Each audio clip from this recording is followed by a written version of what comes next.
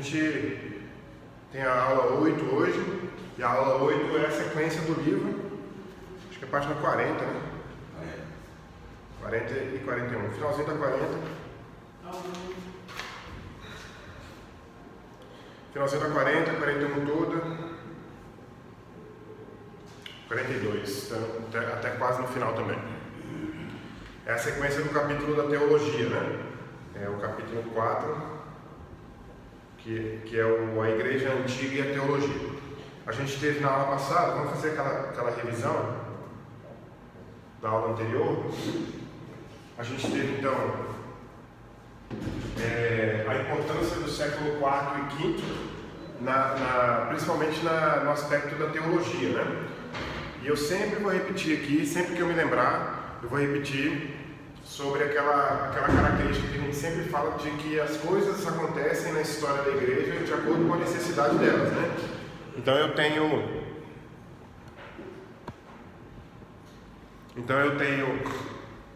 uma demanda e essa demanda é respondida. Depois eu tenho uma outra demanda, essa outra demanda é respondida e assim por diante. Então por isso que eu tenho períodos diferentes, né? Esse período do século IV e século V, final do terceiro também, né? Mas o século IV e o século V são importantes porque é nesse período que a gente tem alguns dos concílios mais importantes, especificamente do período antigo, né? Já que a gente tem concílio durante todos os 2000 anos, inclusive em Atos menciona o concílio de Éfeso, é de Éfeso, né? E então a gente tem concílio durante todo o período, toda a história, 2000 anos, mas os concílios desse período são fundamentais. A questão, exatamente por causa da questão doutrinária. Eu coloquei doutrina no singular aqui para dar a ideia do conjunto da doutrina, né? Poderia ter colocado no plural para dizer que a gente trata nesses séculos e nesses concílios a gente trata da doutrina da pré-encarnação, da pré-existência de Jesus, da divindade de Jesus antes da encarnação, obviamente, da eternidade de Jesus, da salvação, da trindade que a gente vai ver hoje. Então a gente tem uma série de doutrinas, e eu coloquei doutrina no singular para dar uma ideia de conjunto. E também personalidades importantes. A gente pode estudar a história da igreja dividida em várias abordagens. Uma das abordagens que alguns historiadores usam é a abordagem mais antropológica, mais baseada nas pessoas, né? Então é uma abordagem que fala mais das personalidades. E a gente tem nesses 2 séculos algumas das personalidades mais importantes da história do cristianismo, e eu diria, além de Jesus Cristo e além dos apóstolos de Jesus, além do século I, vamos dizer assim, eu diria que a personalidade mais importante da história do cristianismo está nesse período, que é a história de Agostinho de Hipona, né? Ou seja, a passagem de Agostinho de Hipona pela nossa história. Temos 2 visitantes ali, bom dia. Bom dia. Joyce, sejam bem-vindos. Certo? Então a gente tem essa questão das personalidades. Foi isso que a gente viu na aula passada, mas a aula passada não encerrou a questão, o aspecto do século IV e V, porque a gente continua no capítulo 4, no século IV, e a gente continuou também na característica da teologia, né? Quem não esteve aqui na aula passada, a gente tem sempre o vídeo, né? Eu já tinha colocado o vídeo lá no YouTube logo no domingo, na segunda. Quem não esteve aqui na aula passada e também não assistiu ao vídeo, eu só queria dar uma palavra da aula passada, dizer que na aula passada eu acho que ficou muito claro para nós a importância que a gente tem que dar e que a gente não tem dado. Então olha que importante. A importância que a gente tem que dar, mas que não tem dado à teologia, né? A gente pensa que teologia é algo separado como um determinado ministério. Por exemplo, se eu não sou o pastor da igreja, então eu não tenho nenhuma função pastoral. O que o pastor Mateus já disse para a gente que não é bem assim que funciona, né? Porque a questão do pastorado, o pastor da igreja é o pastor Mateus, mas o pastoreio acontece, né, de forma mais conjunta, né? Mas a gente tem essa tendência de separar, inclusive isso tem a ver com a aula passada também, e vai ter hoje, na medida das funções da Trindade, né? A gente tem a mania de separar as funções, e por causa disso a gente não toca na função de ninguém, né? É uma coisa muito estranha, assim, de certa forma. Tem as suas vantagens, é claro, né? Senão a gente teria uma grande confusão. A gente teve isso nos primeiros séculos da história da igreja, né? Mas a gente tem que lembrar o seguinte: teologia não é algo que deve estar restrito apenas ao clero. A palavra clero é uma palavra que a gente também não usa no nosso meio, né? A gente usa, quem usa a palavra clero geralmente é o meio católico. Mas a gente não tem que deixar a teologia apenas para o clero. Quem tem que saber de teologia não é apenas o professor da EBD, não é apenas o pastor, não é apenas o professor de teologia da faculdade. Nós, como laicato, como membros da igreja, frequentadores da igreja semanalmente, e é lógico, né, considerando também que a gente é discípulo de Cristo, a gente tem que ter um cuidado maior com a teologia, né? A gente precisa aprender, nem que seja para aprender vindo às aulas de teologia na EBD, certo? Talvez você não se torne um teólogo, não é isso que eu quero dizer, mas pelo menos tem que aprender nesse sentido. Então foi isso que a gente viu na aula passada, e essa foi a nossa revisão da aula passada. Bom, vamos lá então para a nossa aula de hoje. A nossa aula de hoje, como o próprio capítulo do livro, o subitem na verdade do livro indica, o subitem é os 3 capadócios defensores da Trindade. Eu coloquei aqui pra gente um mapa do Império Romano por volta de 300 depois de Cristo, exatamente no período que a gente está trabalhando, né? Quer dizer, o período que a gente está trabalhando vai de cerca de 300 a 450, certo? Mas esse mapa já tem uma proximidade com o nosso período, então dá para a gente ter uma ideia.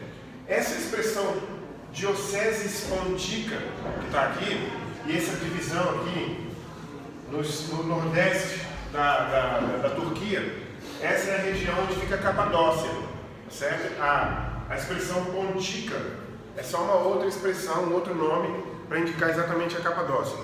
Então o nome da nossa lição de hoje, que é os 3 Capadócios, significa que são 3 bispos. Aliás, eu não precisava nem dizer bispo, mas eu vou dizer porque realmente eles foram bispos todos os 3. Mas as 3 personalidades, eu vou dizer assim, os 3 teólogos, ou os 3 filósofos e tal, porque a gente não precisa considerá-los apenas como bispos. Mas as 3 personalidades que têm um papel impressionante no aspecto da Trindade, eram todos eles bispos desta região, certo? Então são eles que a gente vai estudar hoje. Quem chegou a ler o texto que eu passei para vocês para a aula de hoje, percebeu que o texto tem características tanto teológicas quanto pessoais dos três. Oi, o senhor já chegou? Cheguei. Bom dia. Bom dia. Você não estava lá para me dar bom dia, que é isso? Oh, perdão. Você não estava viajando. Pronto, obrigado. Estava pensando numa boa resposta. Dê licença, contar a minha história. Perdi a carona. Ela caiu. Aí Você não me avisou que tinha chegado, tá? paradinha de novo. E aí, Filipão? Deus usou. Quem? Como é o nome do menino que mora em Edson? Edson dessas Martins. Aí eu falei, abençoe. Você não me avisou que chegou, como é que eu faço assim? E também foi Deus, porque era Quem conhece sabe. Beleza, pessoal, vamos lá. Então, olha só. Então tá aí a região, certo? Aliás, esse é um mapa interessante também, porque ele é um mapa de dioceses, né? Então, você tem várias dioceses espalhadas ao redor do Mediterrâneo, que é a região do Império Romano, certo? Então vamos lá, os 3 capadócios, portanto, a gente vai falar sobre eles observando as características que estão mencionadas aí. Página 40. Então a gente tem o seguinte, ó. O livro traz os 3 como defensores da Trindade, mas eles são, obviamente eles são defensores da Trindade, mas entre outras coisas, né? Foram bispos, foram monges, essa característica, né, de monge, de monastério, né, de isolamento e tal, era uma característica que começa ali. Vocês devem lembrar que eu falei na aula quando a gente falou sobre o Edito de Milão em 313, quando o Império Romano passa não apenas a tolerar o cristianismo, como logo depois, no século IV ainda, vai considerar o cristianismo como religião oficial do Império. E isso causa um problema, um dos vários problemas que causa. Eu me lembro que eu terminei uma aula aqui mostrando as características positivas e negativas disso, né? Positivas na medida em que o Evangelho poderia crescer, e negativas na medida em que o Evangelho teria assim, o Evangelho ele estava muito mais próximo da autenticidade quando ele era perseguido do que depois. Mas isso é um caso para outro momento. O que eu quero dizer é que esses três, eu estava iniciando ali dizendo que esses três são fundamentais para a Trindade, mas também são para o aspecto do monastério, né? Eles eram monges, então a gente vai ter alguma observação sobre isso em algum momento, mas esse aspecto é importante naquela época. Para nós, eu acho estranho quando eu leio, as razões pelas quais as pessoas se tornavam monges ou monjas. Mulheres também se tornavam monjas, né? E a palavra é essa, por mais estranha que seja, monja.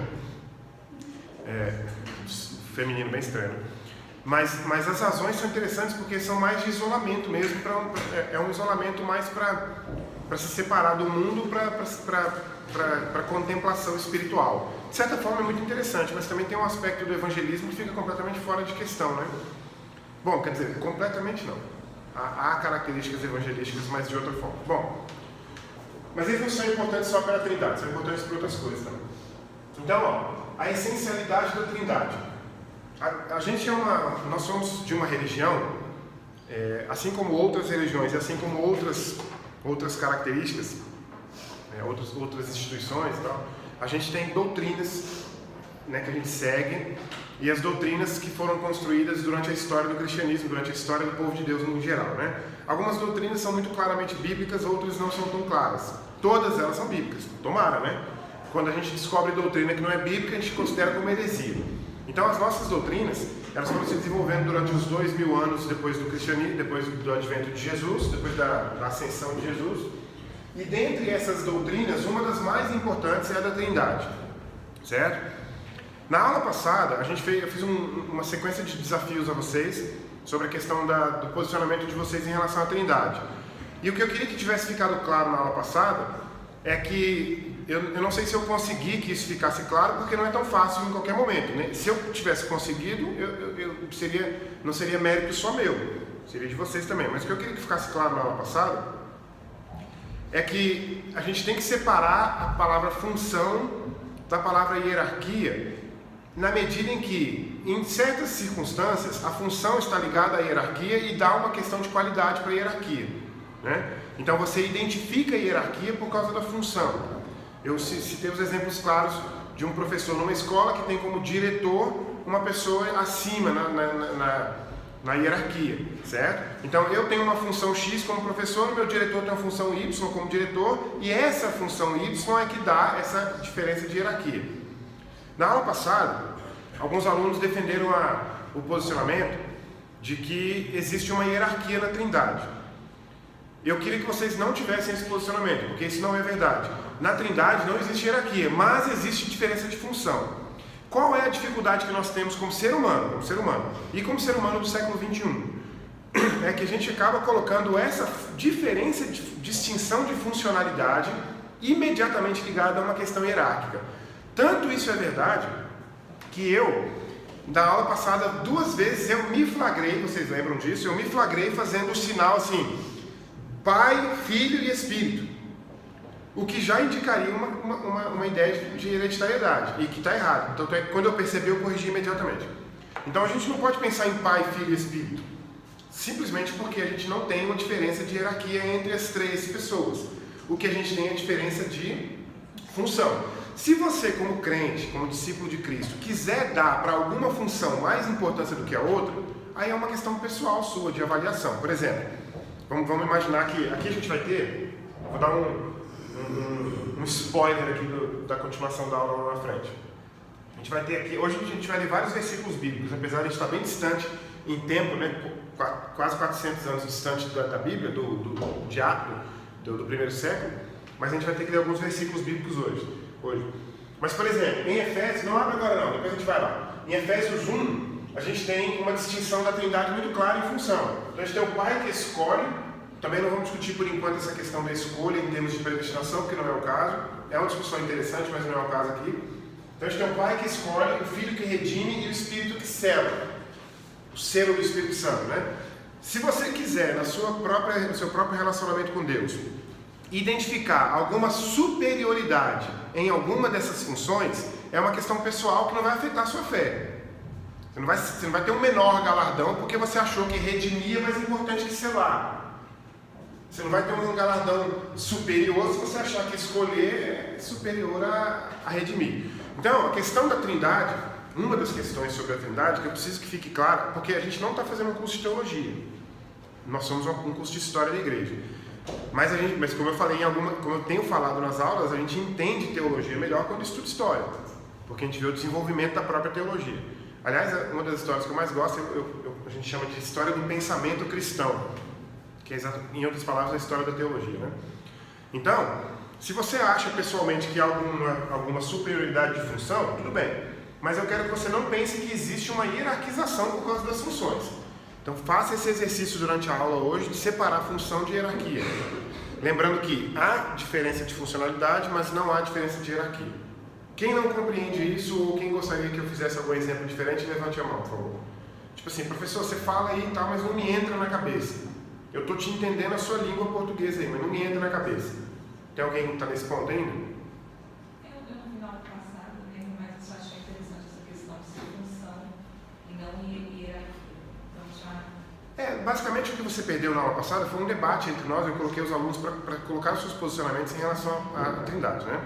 E aí a minha contrapartida à fala de cada um deles, ou da maioria deles, foi exatamente essa que eu estou colocando aqui. Então você praticamente não perdeu nada. Porque a questão é, a gente tem sim uma diferença de funcionalidade que é biblicamente óbvia, não precisa nem chamar um teólogo para discutir. Quando a gente lê o texto lá de Efésios 1, a gente percebe claramente que quem escolhe é o Pai. Tem um texto em João, que quando eu estava preparando a aula, eu lembrei dele constantemente, mas sabe aquele lance de... não sei se vocês já tiveram essa experiência, está preparando a aula, e aí você lembra de um texto, mas você não vai no texto, ele está tão claro na sua cabeça que você não vai nele. Mas eu devia ter ido nele para poder trazer ele para cá. Se alguém lembra qual que é, me fala aí. Eu acho que é João... É João com certeza, mas eu não me lembro o capítulo.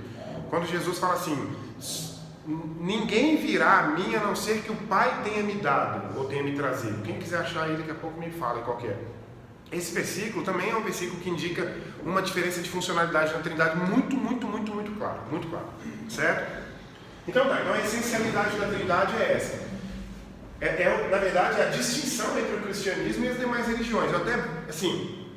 A gente está num ambiente nosso, apesar da aula estar sendo gravada e ser exposta para o mundo aí no YouTube, mas eu não estou falando nenhum absurdo também, não vou falar nenhum absurdo, mas a gente brinca, às vezes, dizendo que nas outras religiões monoteístas, e aí a única outra religião monoteísta importante que a gente precisaria quebrar aqui o protocolo seria o islamismo, né?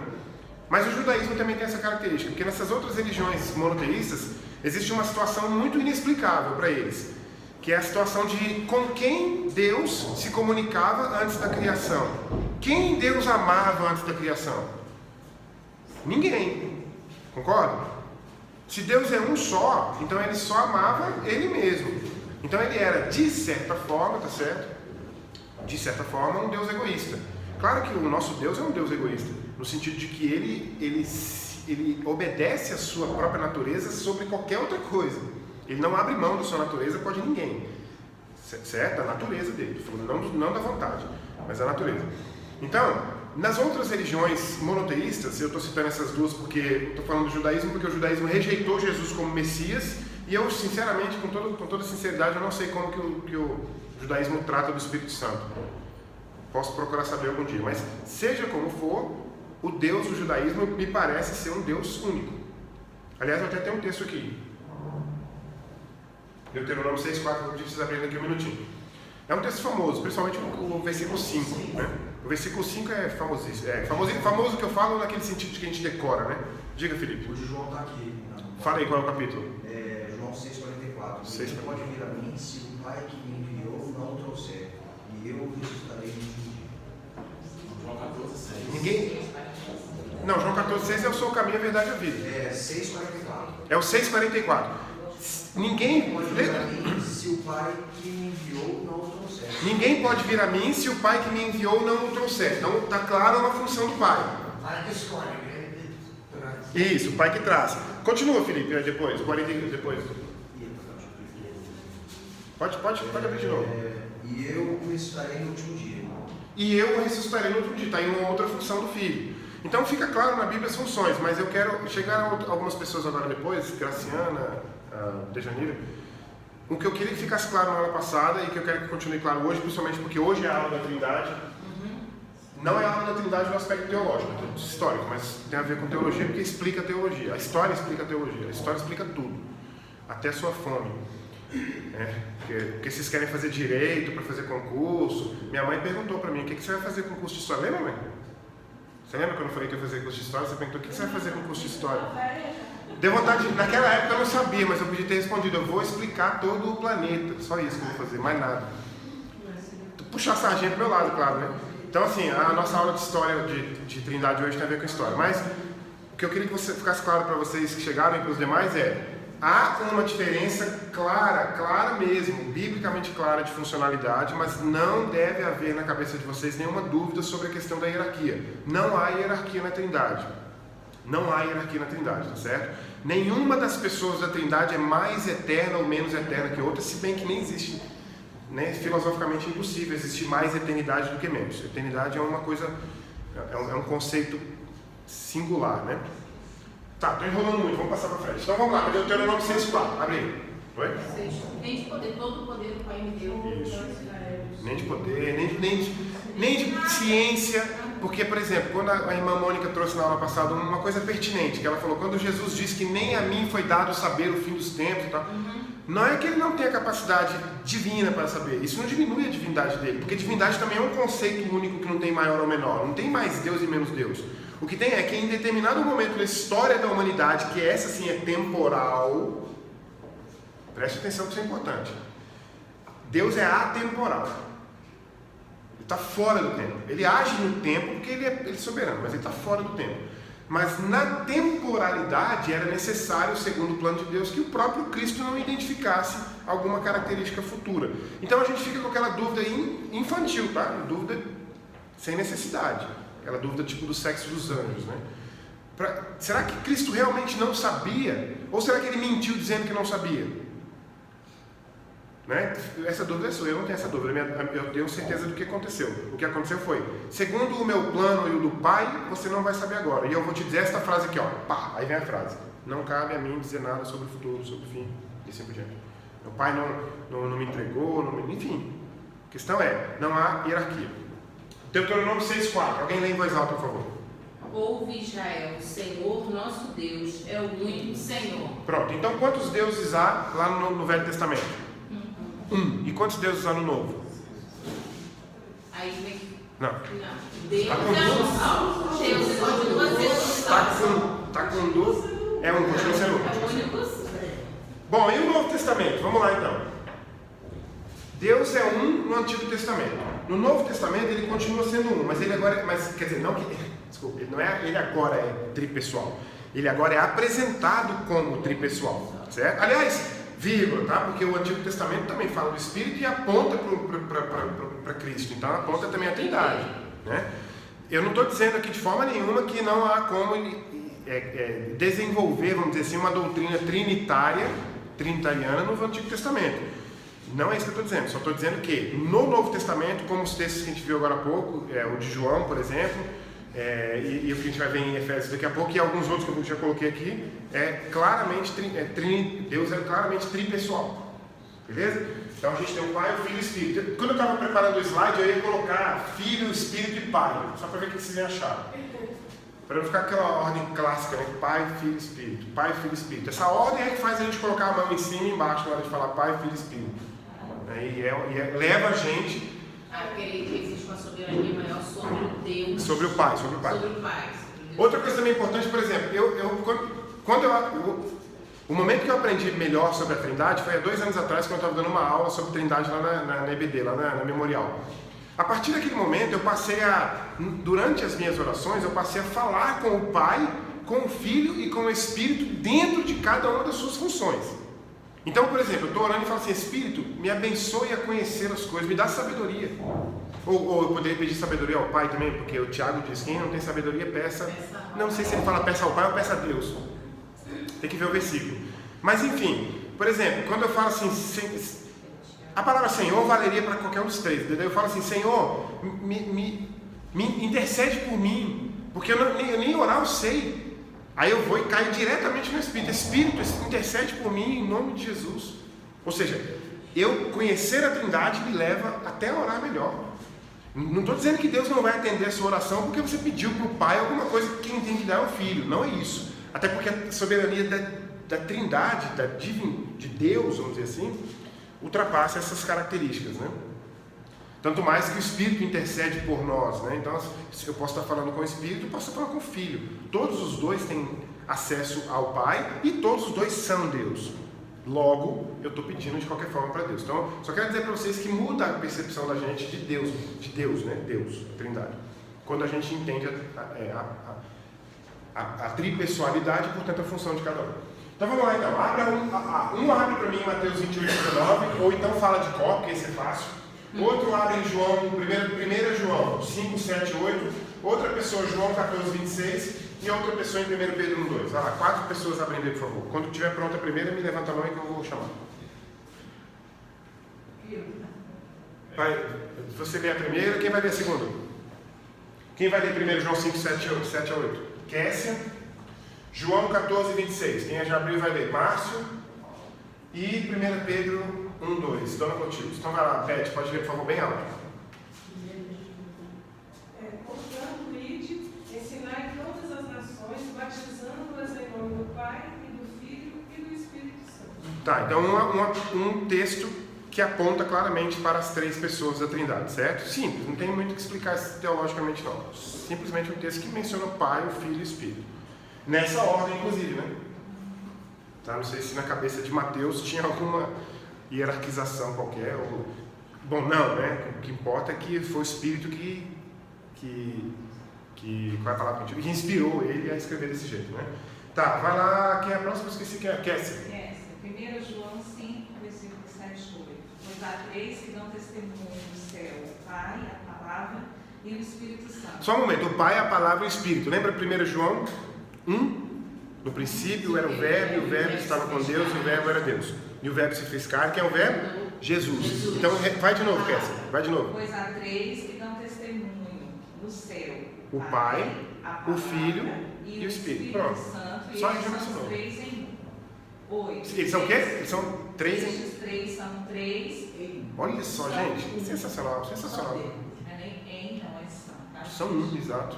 E Talvez, eu não sei se eu não entendo de linguagem, de língua bíblica, nem grego, nem aramaico, mas talvez e os 3 são 1, seja a mesma palavra que traduzida para o hebraico seria eu sou, quando Deus fala eu sou, né? Não sei, talvez. Tomara que seja isso. E 3 são os que testificam na terra: o Espírito, a água e o sangue. E os 3 são unânimes num só propósito. Muito bem, aí já tem o aspecto ministerial de Jesus, que é o batismo, a morte, a ressurreição e o próprio Filho, né? E a própria pessoa de Jesus. É Márcio que é o próximo? João 14, 26. Mas aquele Consolador, o Espírito Santo, que o Pai enviará em meu nome, esse vos ensinará que isso, olha só. todas as coisas e vos falará. Aquele Consolador, já dando uma função para o Espírito, que o Pai enviará a função em meu nome, Filho. Pronto, os 3 aí. Desculpa, Márcio, lê de novo, vai. Eu fiquei emocionado. Mas aquele Consolador, o Espírito Santo, que o Pai enviará em meu nome, esse vos ensinará todas as coisas e vos fará lembrar de tudo quanto vos tenho dito. Quem é que faz a gente lembrar de tudo que Jesus disse? O Espírito. Você quer lembrar o que a Escritura diz para você? Que você tem aprendido na igreja, na Escritura, no púlpito? Então pede ao Espírito para te lembrar. É a função dele. É a função divina dele. Né? Não faz sentido você, na hora da oração, Espírito? Em nome de Jesus, te peço que o Senhor me faça lembrar todas as coisas que eu tenho aprendido. Repito, isso não muda a sua vida espiritual no sentido de que você vai ser melhor respondido nesse sentido. Mas eu tenho certeza que você agrada mais o Pai, agrada mais Deus, quer dizer. Né? Na nossa cultura também a gente aprendeu muito a associar Pai com Deus, né? Pai e Filho, aí fica muito Pai ao Deus, porque a gente tem a nossa hierarquia aqui na Terra, né? O Pai com o Filho e tal. Vai lá, Kessia não, agora é contigo. Eleitos segundo a presciência de Deus Pai, a santificação... Função de Deus, eleger. Eleitos segundo a presciência de Deus Pai, na santificação do Espírito, para a obediência e aspersão do sangue de Jesus Cristo. Graça e paz vos sejam multiplicada. Pois é, mais uma menção da Trindade, mais uma menção de função, né? Quem elege é o Pai. Repito que a gente não precisa entrar hoje, pode ser outro dia. Eu não estou correndo de nenhuma discussão de predestinação, não. Já disse para vocês numa outra aula que eu sou molinista e sou feliz. E passei a ser feliz quando eu descobri o molinismo. Mas eu não quero falar sobre predestinação, calvinismo, arminianismo. A questão é, há uma função clara do Pai que é eleger e escolher. A gente vai ver inclusive isso lá em Efésios também. Então... Marlon, só o texto que você citou de Tiago 1,5, peça a Deus. A Deus, então. Peça a Deus. É bom saber a diferença, porque aí se for, né, quando a gente estiver pedindo a sabedoria a Deus, a gente pode pedir para qualquer um dos três. Né? Pai, me dá sabedoria. Espírito, me dá sabedoria, me faz lembrar. Enfim. Né? O mesmo Tiago, no capítulo 2, vai dizer Deus que é um só. É uma característica bem judaica, né? Porque afinal de contas, Tiago é judeu. Né? Judeu, de Cristo. Exatamente. Bom, então a gente continua. Ainda em relação à importância da Trindade, da doutrina. Esse nome longo aqui, ó, pneumato-macianos ou macedônios, era o conjunto de pessoas, era o nome dado, as duas formas de nomear, o conjunto de pessoas que criam desta forma aqui na Trindade.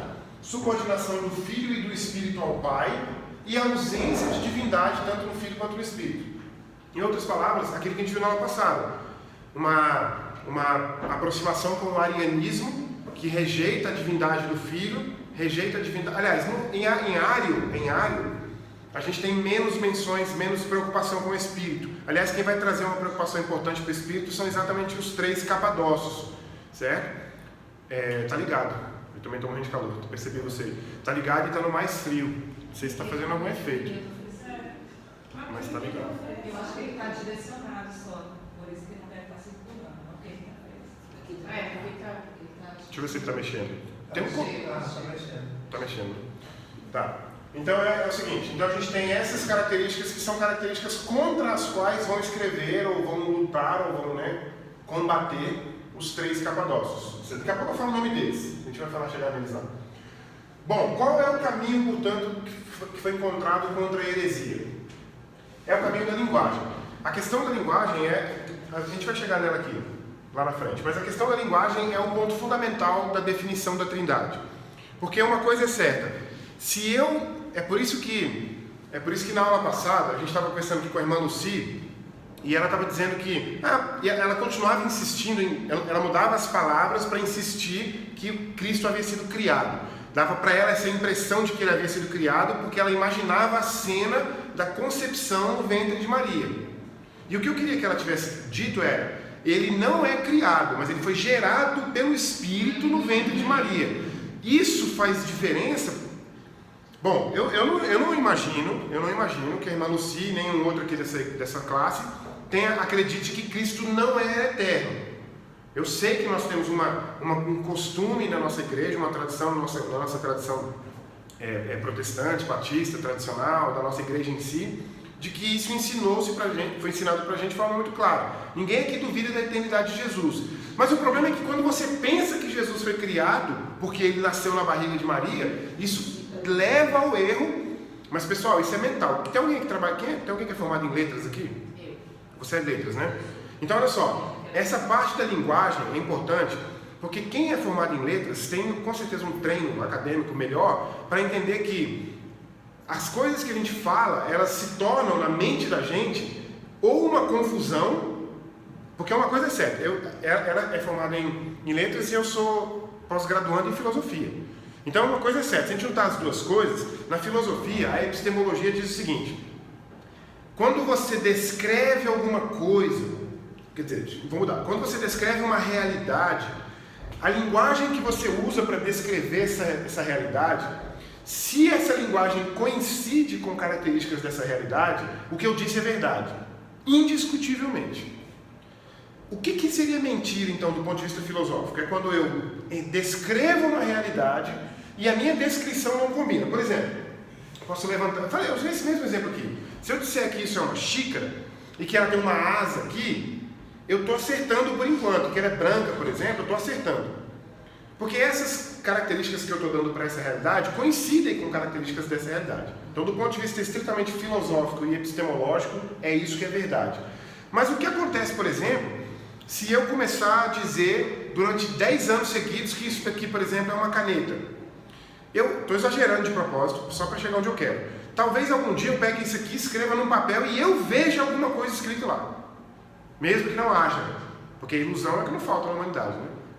Então, o que eu quero dizer com isso é, a linguagem afeta como você entende. Obviamente, afeta como você age. Se eu entendo errado num comando, eu vou fazer errado.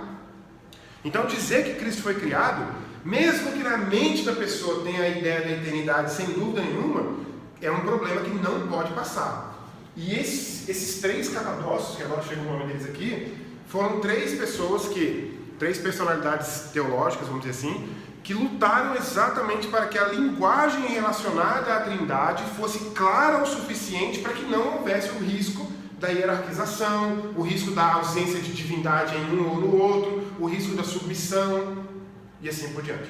Certo? Então é nesse caminho que se chega, vamos dizer assim, à solução da Trindade. Certo? E isso é importante. Então a linguagem é importante. Certo? Então, por isso que, por exemplo, quando você fala que o Palmeiras não tem título de campeonato mundial, isso é muito perigoso, porque ele tem. Sabia que eu ia ter essa oportunidade mais cedo ou mais tarde. Se você fala que ele não tem e ele tem, você está se...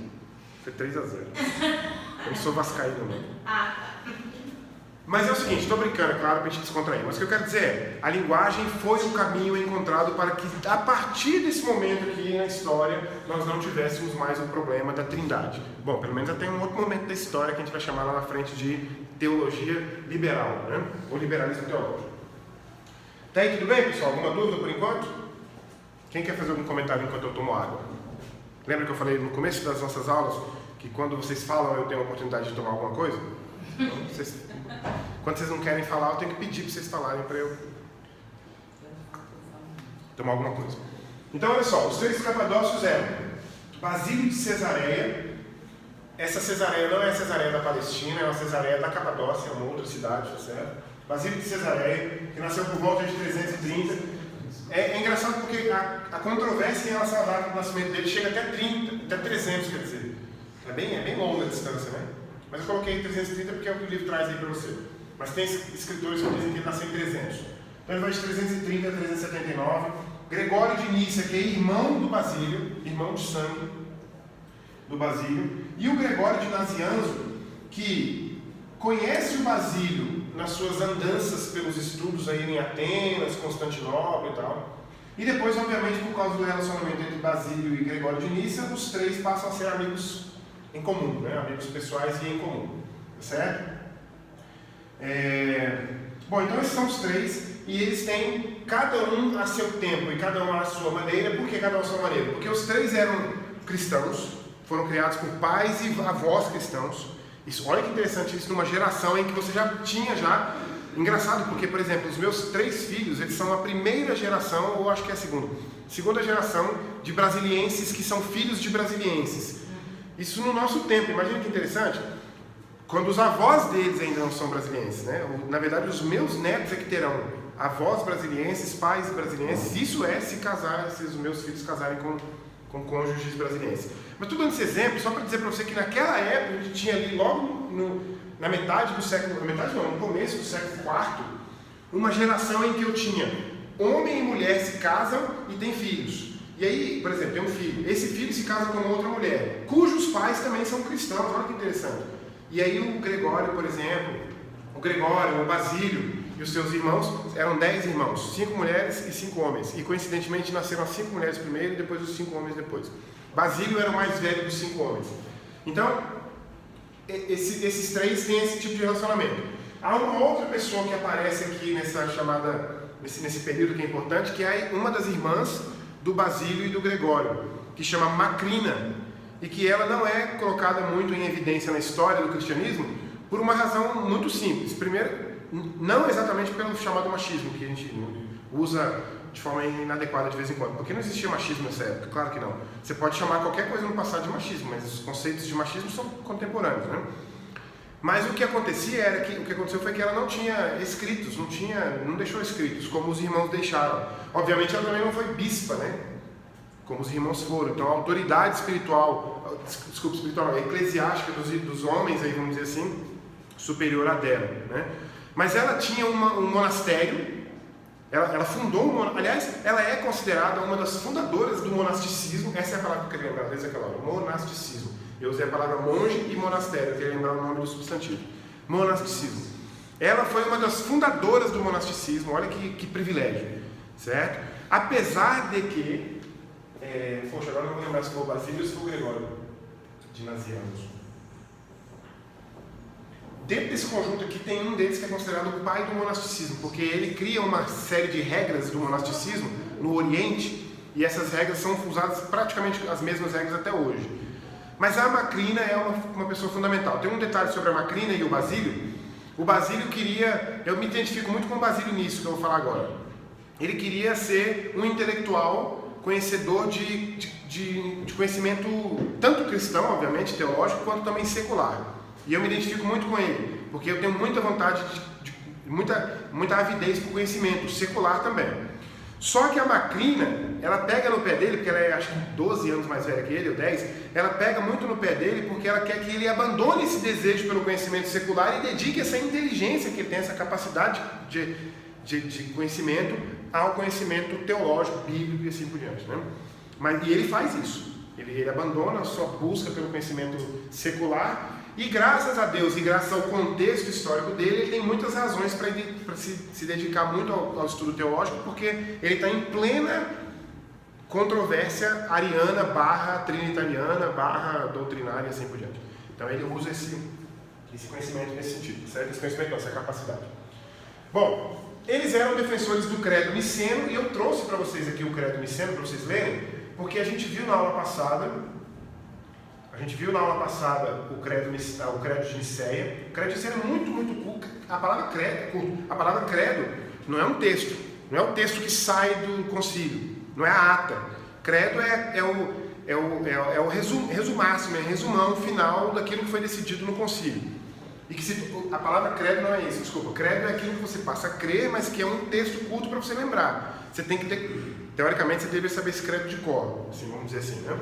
Ele é alterado no concílio de Constantinopla, em 381, que nós vamos mencionar no finalzinho dessa aula, mas ele é alterado de forma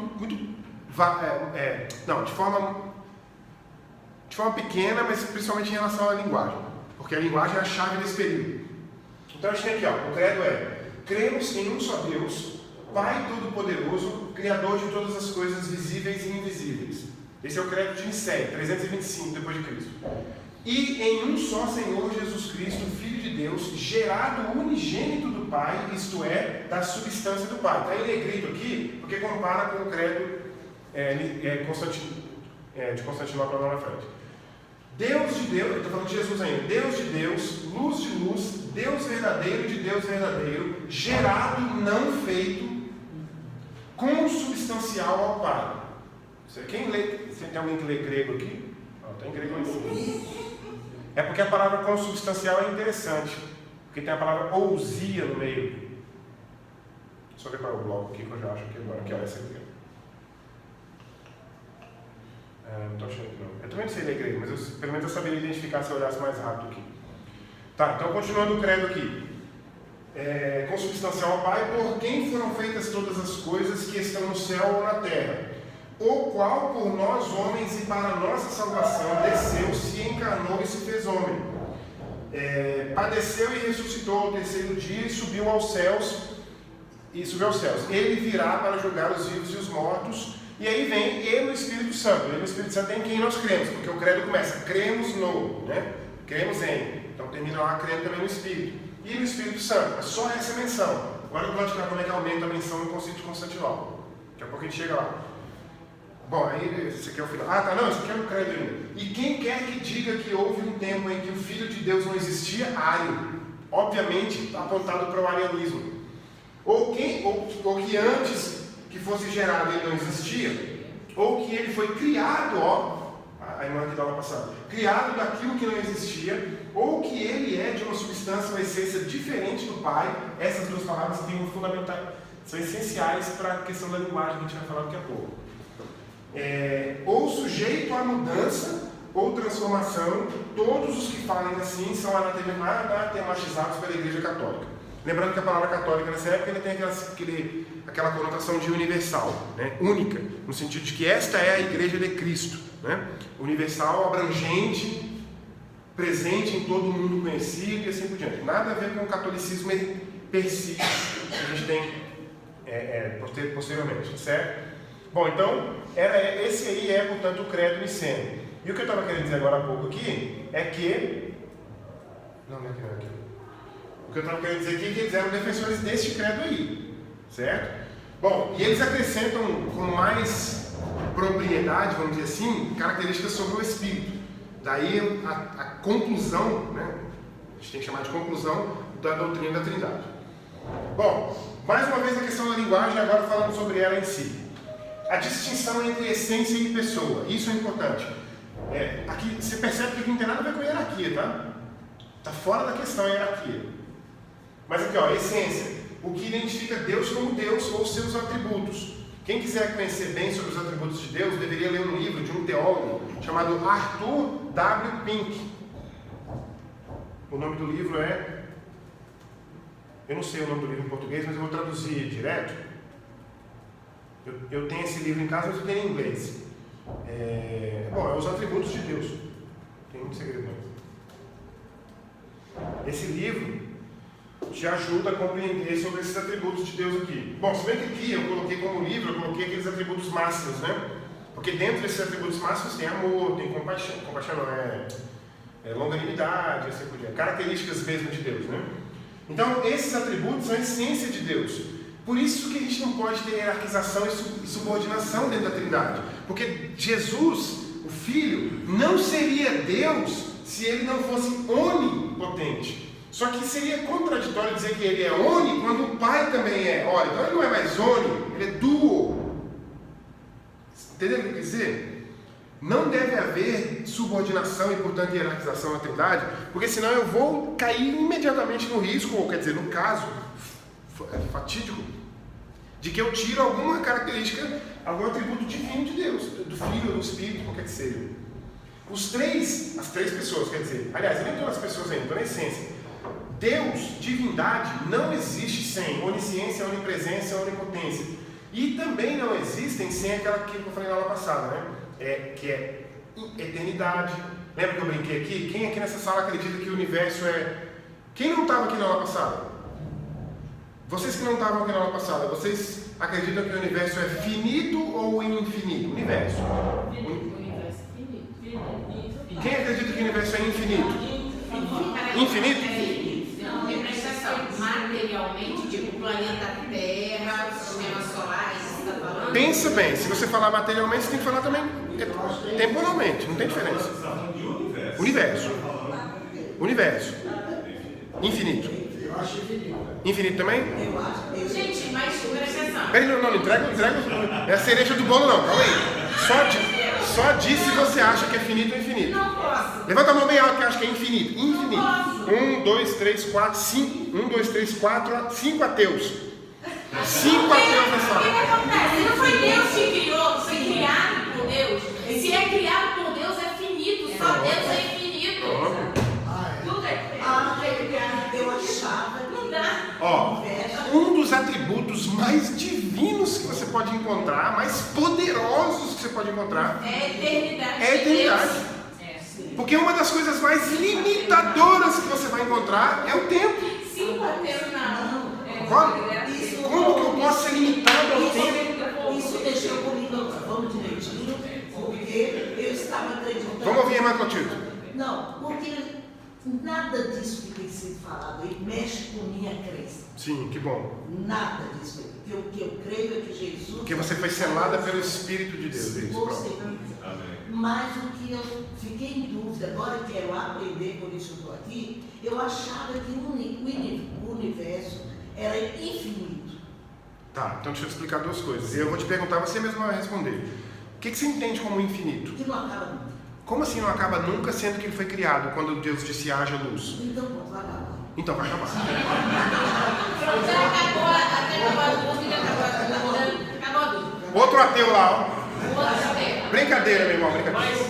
Mas isso reforça o que você falou no início da aula. Diga.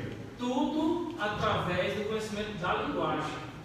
Porque até onde nós aprendemos e que está escrito em linguagem, que o universo é infinito. Então, quem te ensinou, errou. Exatamente, porque foi escrito, como você mostrou aí, lá atrás, em termos de linguagem.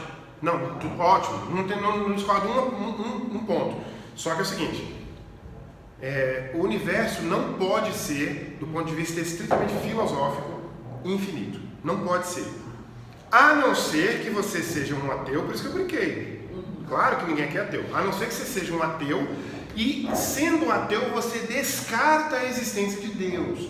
Deus não existe, ponto final. Não existindo Deus, agora, sem olhar para cá, para essa forma de explicar, eu tenho que olhar para o próprio cosmos. Olhar para o próprio cosmos, eu tenho que dizer que ele é ou criado ou infinito.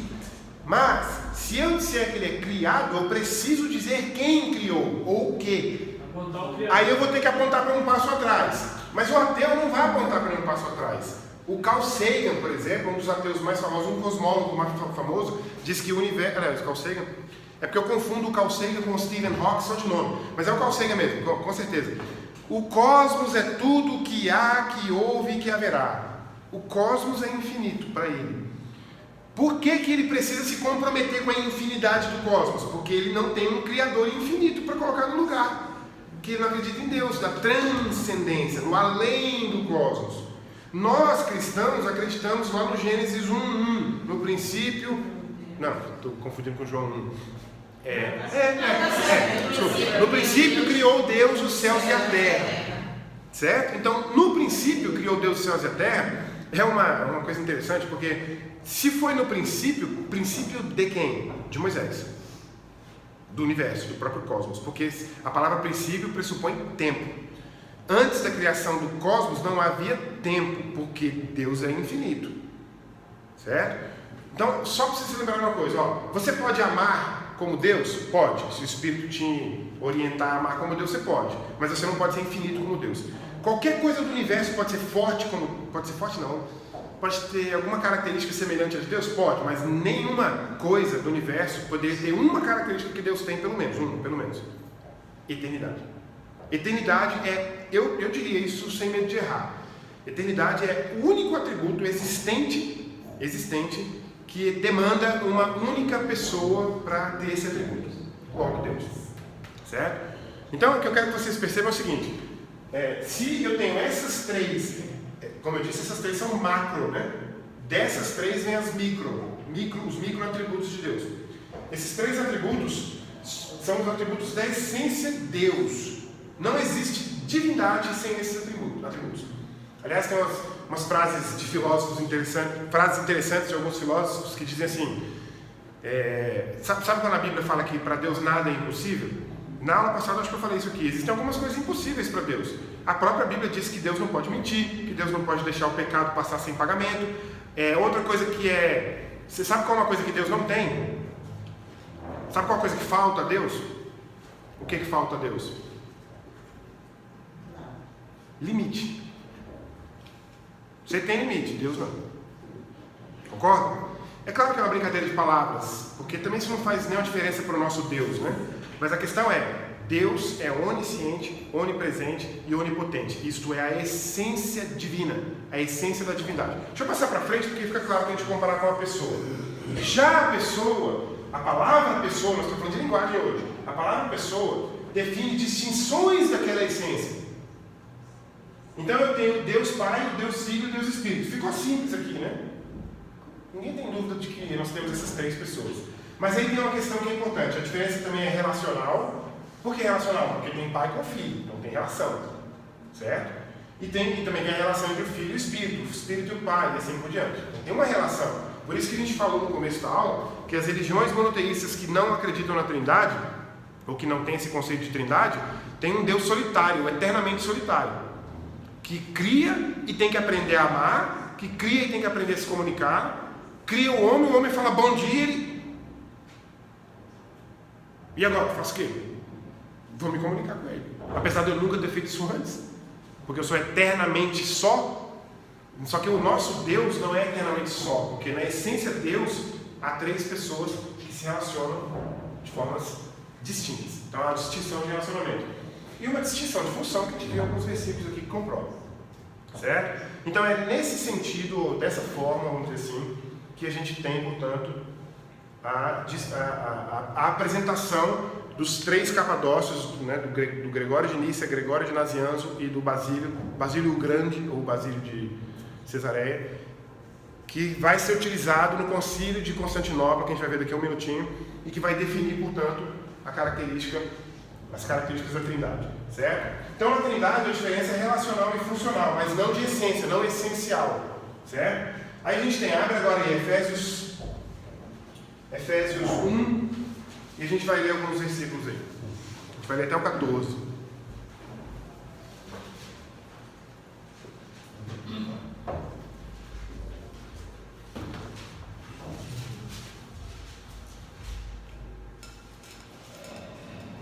Gente, mas o ar-condicionado parece que realmente não está funcionando. Mas você está cheio de aparelho quente. É? Aí tá friozinho?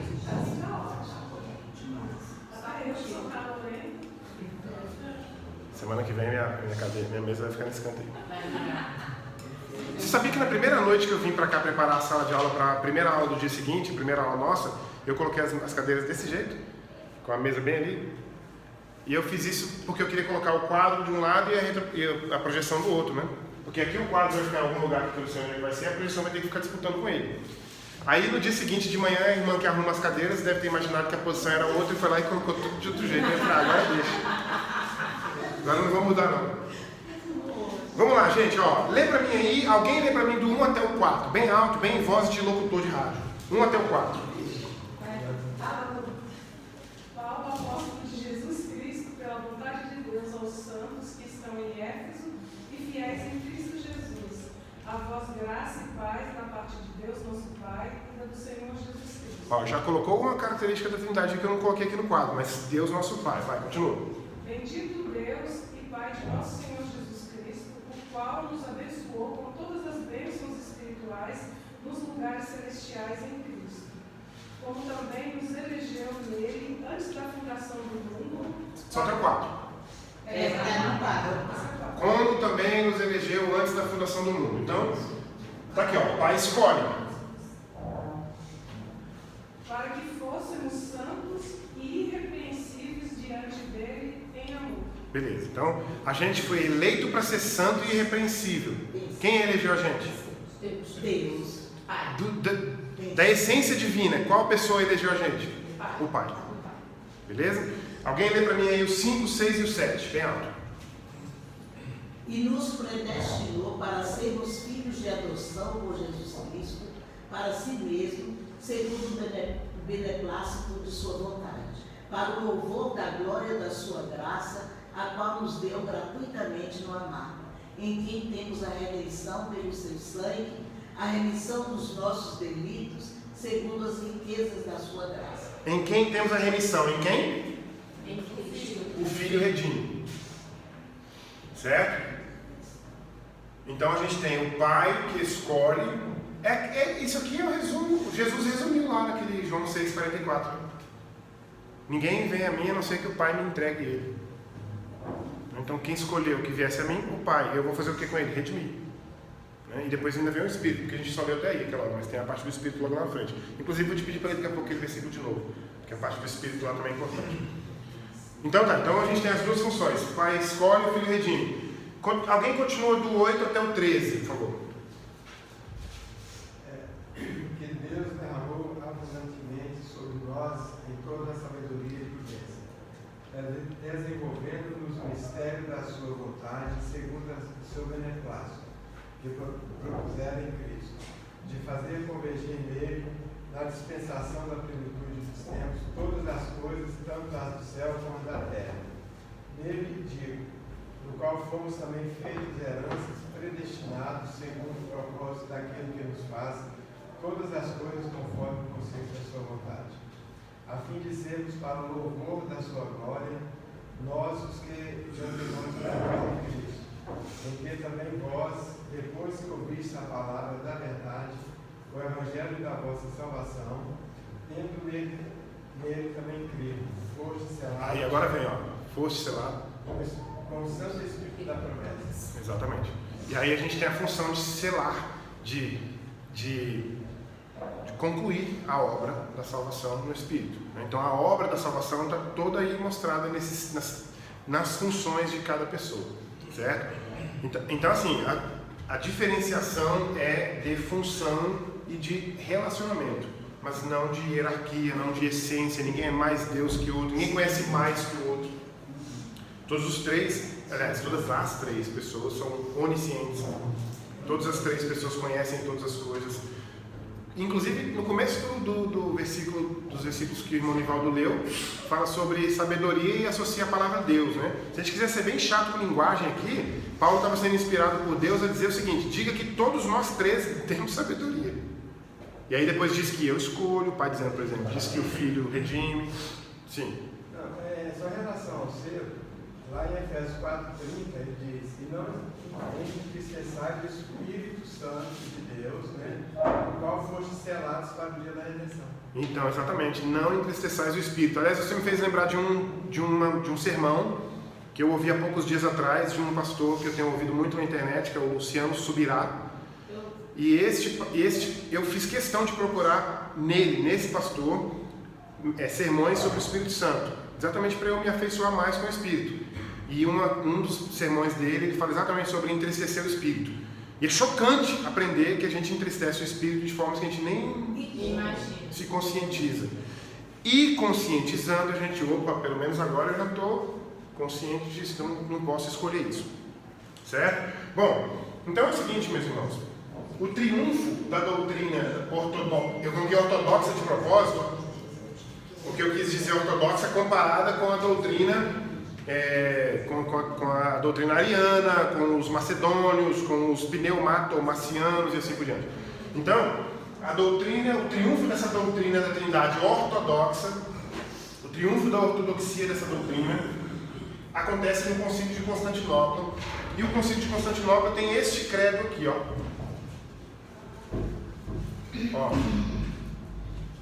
cremos em um só Deus, Pai Todo-Poderoso, Criador do céu e da terra, de todas as coisas visíveis e invisíveis, e em um só Senhor, Jesus Cristo, Filho unigênito de Deus, gerado do Pai antes de todos os séculos. Quando tiver em itálico, é um acréscimo ao credo niceno. Luz de luz, Deus verdadeiro de Deus verdadeiro, gerado e não feito, consubstancial ao Pai. Desculpe, porque, deve ser por quem talvez, mas porque foram feitas todas as coisas, porque no grego realmente é aqui. O qual por nós homens e para a nossa salvação desceu dos céus, lá diz só que desceu dos céus, se encarnou pelo Espírito Santo no seio da Virgem Maria. Esse acréscimo já é um acréscimo que tem a ver com o fato de que os três capadócios chamam para o centro do debate, ou chamam para o debate, não para o centro, mas para o debate, o Espírito, né, o Espírito Santo. Então já entra aqui no credo. Se encarnou pelo Espírito. Está aqui. E se fez homem. Também por nós foi crucificado sob Pôncio Pilatos e padeceu e foi sepultado, acréscimo lá do outro. E ressuscitou ao terceiro dia conforme as Escrituras. Paulo fala assim, né? Paulo fala, ressuscitou ao terceiro dia conforme as Escrituras. E subiu aos céus, onde está assentado à direita do Pai. Tem vários acréscimos dos textos bíblicos aqui, né? Certo?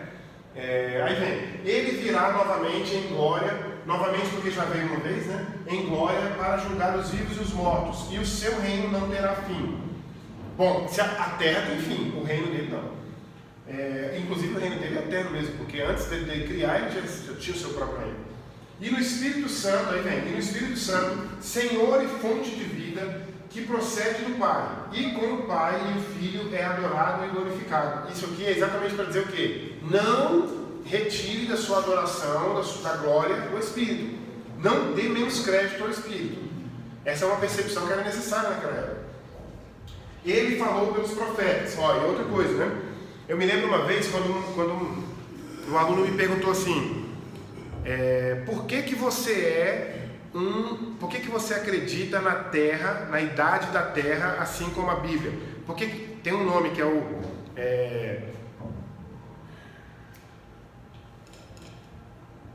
uma palavra que eu esqueci agora, da Terra Jovem. Teoria da Terra Jovem. A teoria da Terra Jovem, para falar grosso modo, é a teoria que conta a idade da Terra, a idade do cosmos, a partir da criação no Gênesis. Teria mais ou menos aí, no máximo, estourando uns 8, 9, 10 mil anos. Nada de milhões de anos, como indicam os geólogos, os evolucionistas, paleontólogos, nada disso. Aí olha só que interessante, quero dar para vocês quero ensinar para vocês uma forma de pensar. Não que eu saiba nada mais que vocês, mas porque, olha só como que eu avalio isso. Eu sou adepto da teoria da Terra Jovem. Beleza? Tá. Aí um aluno me pergunta isso um dia. Professor, mas você é historiador, como que você pode ser adepto da teoria da Terra Jovem? Aí eu falei assim, porque está escrito na Bíblia. Ah, mas a Bíblia... Aí eu já cortei logo. Falei, não, peraí, deixa eu te falar uma coisa. Presta atenção aqui onde eu estou parado. Eu estou parado em direção ao futuro. Imagina uma linha do tempo em que aqui é o passado, eu estou no presente e esse é o futuro. Todas as profecias significa futuro, todas as profecias do Antigo Testamento, ou quase todas, ainda faltam algumas, mas todas aquelas que chegou o tempo foram cumpridas. Como é que essas profecias foram entregues para esses profetas? Aqui. Onde é que está? Aqui, ó. Ele falou pelos profetas. Então o Espírito Santo de Deus entrega aos profetas a profecia. E essa profecia não tem como dar errado, porque quem sabe de todas as coisas é o Espírito. Essas profecias se cumprem.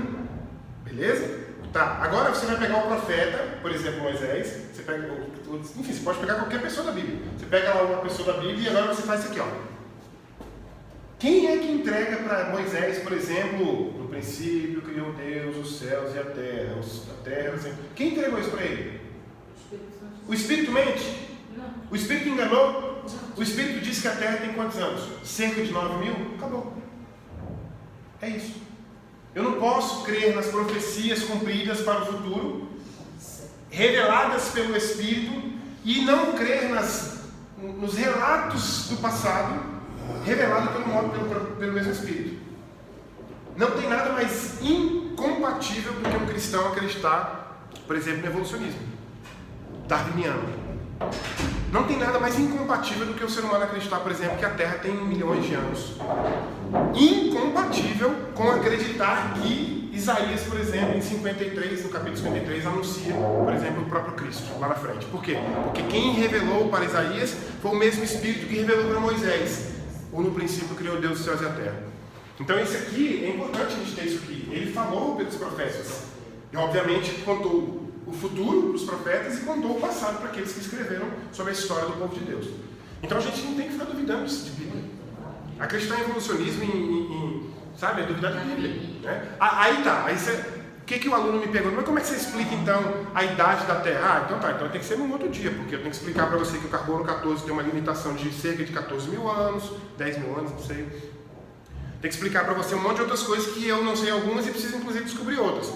Agora, algumas, mas o que eu quero te dizer agora é, eu creio no Espírito que revela a profecia que se cumpre e que revela a história que ele viu. Moisés não viu a história, certo? Mas o Espírito viu. E o Espírito revelou para ele. Entenderam? Por que vocês deveriam ser adeptos da teoria da Terra Jovem? Independente de saber o que significa ou não, essa é a teoria que eu acho que é mais compatível com as Escrituras. E aí a gente termina essa nossa aula. Aliás, a gente não termina ainda não, porque ainda tem aqui, ó. Eles também creem na Igreja Una, Santa, Católica e Apostólica. Esse acréscimo é um acréscimo arriscado, hein? Porque esse acréscimo no credo de Constantinopla é o que vai dar muito poder à Igreja Católica imperial, né? Vamos dizer assim, ou política, que estava se formando naquela época. Confessamos um só batismo para a remissão dos pecados, outro risco teológico, porque a gente não acredita que a remissão dos pecados vem pelo batismo. Mas aí é para um outro momento, uma aula de teologia com alguém que não vai ser.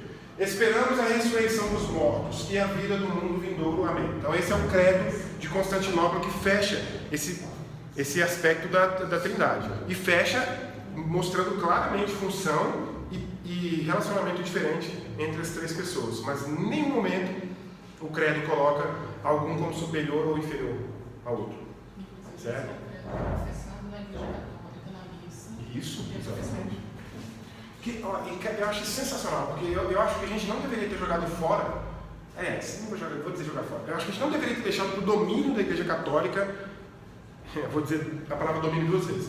Eu acho que a gente não deveria ter deixado para o domínio da Igreja Católica o domínio da história do cristianismo, e a gente deixou. Então não é que a gente tem que ficar falando o credo de Constantinopla no culto aqui, como os católicos fazem na missa, mas a gente deveria ter todo mundo aqui conhecedor desse credo. O que está escrito nele, talvez saber ele de cor, talvez questionar alguns aspectos dele, como a gente acabou de questionar 2 aqui, e saber, no mínimo, obviamente, a história dele, como que ele chegou até a ser o que é. Né? Eu disse no primeiro dia de aula aqui, tenho certeza absoluta que estudar a história da igreja significa o quê? Conhecer como Cristo cumpriu a promessa dele lá em Mateus 28, 19 e 20, quando ele disse: eis que estarei com vocês até o fim dos séculos. Ele está com a gente. E ele está cumprindo a promessa dele. Várias promessas. A gente viu aqui agora há pouco que o Espírito manteria o conhecimento, relembraria o que a gente aprendeu e assim por diante.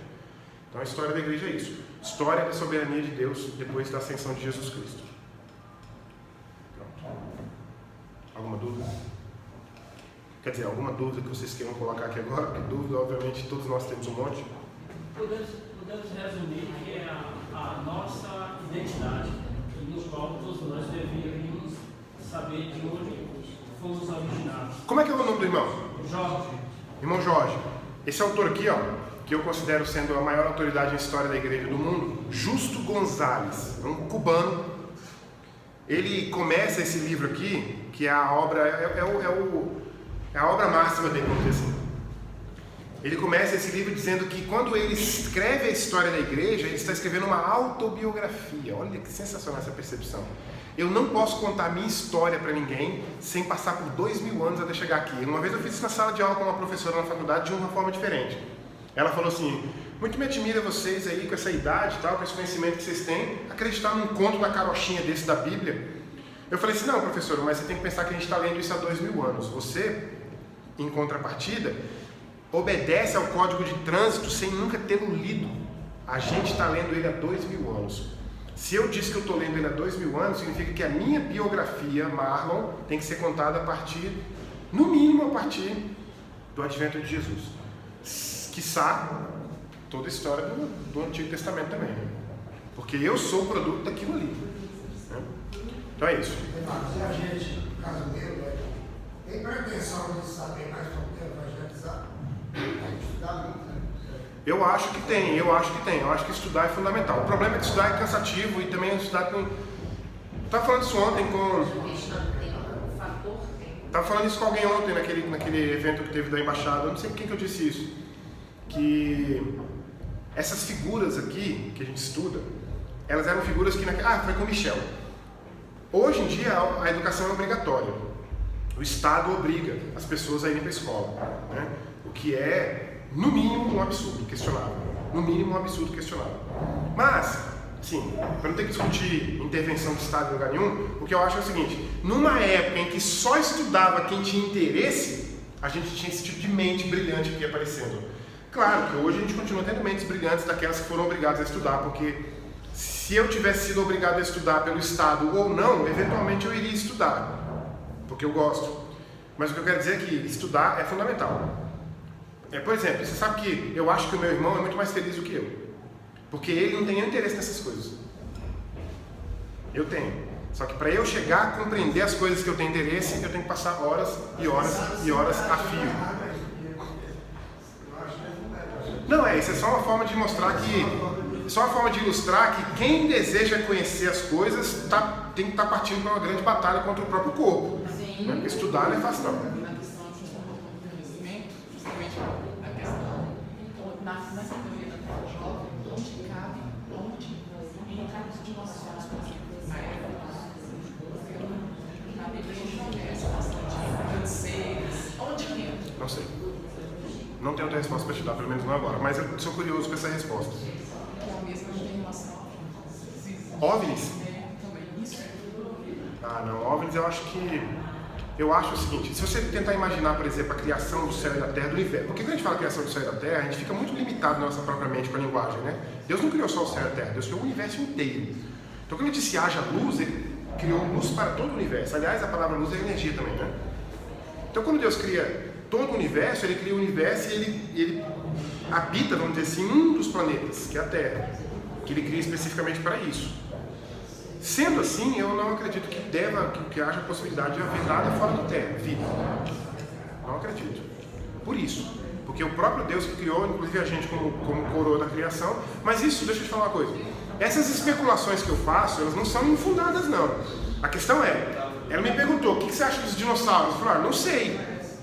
Mas o que eu disser sobre os dinossauros tem algum tipo de fundamento no que eu tenho lido ou ouvido. Eu acho, por exemplo, o seguinte. Diz. Não, quando ele diz assim, tem as bestas que nós não conhecemos lá no Gênesis mesmo. Eu só conheço os dinossauros. Eu só consigo pensar no dinossauro. Pode ser que seja. Eu acho também que tem outra coisa. Os dinossauros, por exemplo, a Bíblia fala sobre gigantes, seres humanos gigantes. Qual você acha que era essa altura deles? Sinceramente, eu tenho 1,93 m. Qual você acha que é a altura do gigante? Qual você acha que é a altura do gigante que Davi matou? De verdade, assim, na sua mente humana do século XXI. 3, 4 metros? Pode ter sido 2 metros. Você sabia que até agora, na Revolução Industrial, a altura média dos homens era de 1,60 m, 50 m, 55 m? Então uma pessoa de 2,5 metros poderia ser um gigante perto de uma pessoa de 1,60 m. Isso é uma especulação, não quer dizer que esteja certo. O que eu quero dizer é, quando o meu filho me vê, ele me chama de gigante. Se agora eu vou brincar mesmo. Se um ET ouve o meu filho dizer isso, ele volta para o céu e para o espaço e diz, lá tem gigante. Tenho certeza, um dos seres humanos me garantiu que o pai dele é um gigante. É uma brincadeira que eu estou falando? Mas o que eu quero dizer é que com a linguagem a gente tem muitos riscos, né? Então quando a Bíblia diz gigante, qual é a altura? Quando a Bíblia diz as bestas... Quando a gente estuda a linguagem lá em letras, quando a gente vai estudar pedagogicamente, didaticamente, por que as crianças que têm TDAH, TADA e os déficits todos... A sopa de letrinha. Todas as sopas de letrinhas, quando eu leio errado, eu acredito naquilo que eu estou lendo. No falar, do mesmo jeito que você falou da Chica, daquilo que é real, da característica do doutor que é real se torna verdade, aquilo que eu falo também passa a ser o meu referencial de verdade. De verdade. Exato. Inclusive por isso que algumas religiões creem que as palavras têm poder. Sim. E religiões cristãs. Porque eu acredito tanto que eu não posso, que eu sou um fracassado, que eu não vou vencer na vida, que eu não vou fazer, que eu absorvo aquilo. E o que acontece? O meu falar, o meu acreditar, passa a ser real em mim. E aí eu não busco alternativas para não fracassar. Chegar aí. No mínimo você boicota as possibilidades. Eu já vou para uma entrevista de emprego pensando crendo que eu não vou passar, capaz, eu não vou conseguir, eu não vou alcançar, e aquilo me sabota e de alguma maneira eu erro. E isso tudo começa numa linguagem. Isso, o que eu quero dizer para vocês, para finalizar aqui de verdade, por causa do nosso horário, é o seguinte. O que eu estou dizendo aqui para a irmã sobre, será que a altura do gigante que Davi matou não era só 2,30 metros?